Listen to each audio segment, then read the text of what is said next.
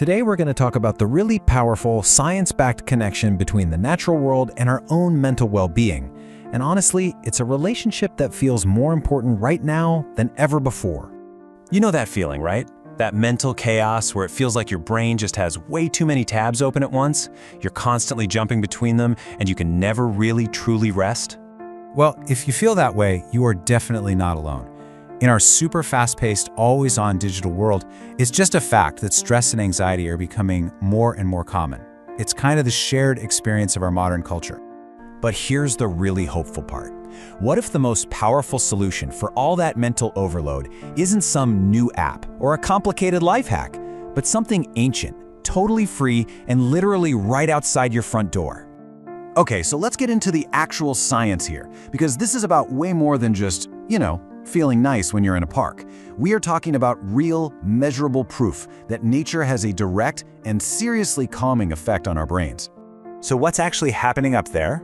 Well, scientists have this thing called the default mode network.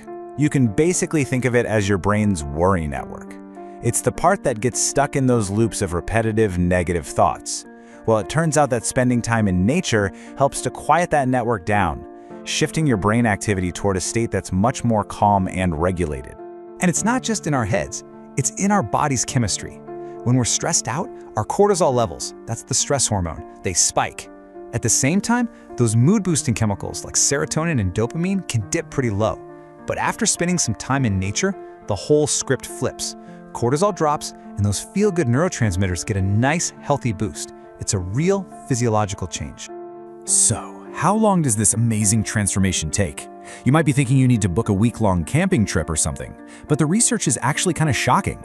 It points to just 15 to 30 minutes in a green space. That's all it can take to see a significant drop in all those stress markers. I mean, that's an incredibly accessible dose of wellness. So knowing all that, how do we actually put this into practice? Let's talk about how to be more intentional about it.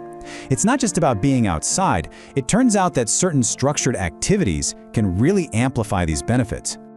Okay, take horticultural therapy, for example. Now, this isn't just a casual hobby. This is a formal therapeutic practice.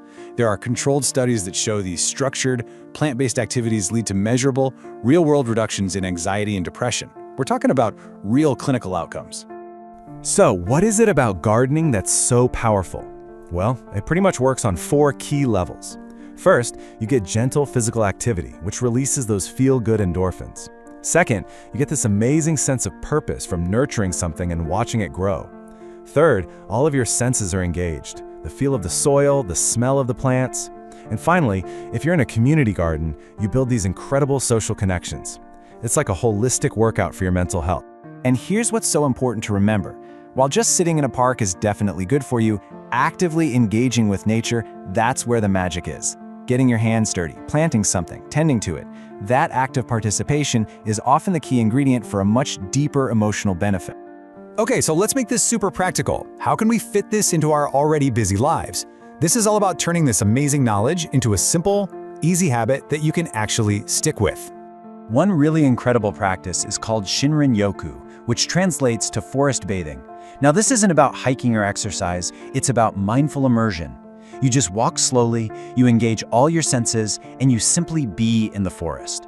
The research on this is amazing. It shows it can lower blood pressure, slash stress hormones, and give your mood a major boost.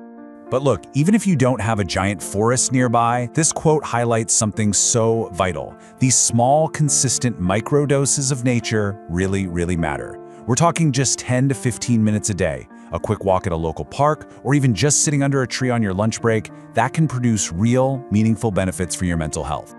So finally, let's just zoom out for a second and see how all of this connects. Because the benefits we've been talking about, they don't just exist on their own. They create this powerful, positive ripple effect across our entire well-being. So, beyond just crushing stress, nature also encourages social connection in really relaxed settings. It's like a natural mindfulness coach grounding us in the present moment. It can actually sharpen our attention and improve our memory. And of course, it supports better sleep and helps our bodies make vitamin D. All these things work together for a healthier, happier mind. So what's the big takeaway here? When you look at all of this, the evidence is it's overwhelming. Nature isn't just some pretty scenery for our lives. It is not a passive backdrop. No, it's an active, powerful partner in our mental and emotional health. It's offering us a prescription for stress, a tool for focus, a path to connection. And really, that leaves us with one final thought to chew on. This partner is always available. The real question is, are we taking the time to listen?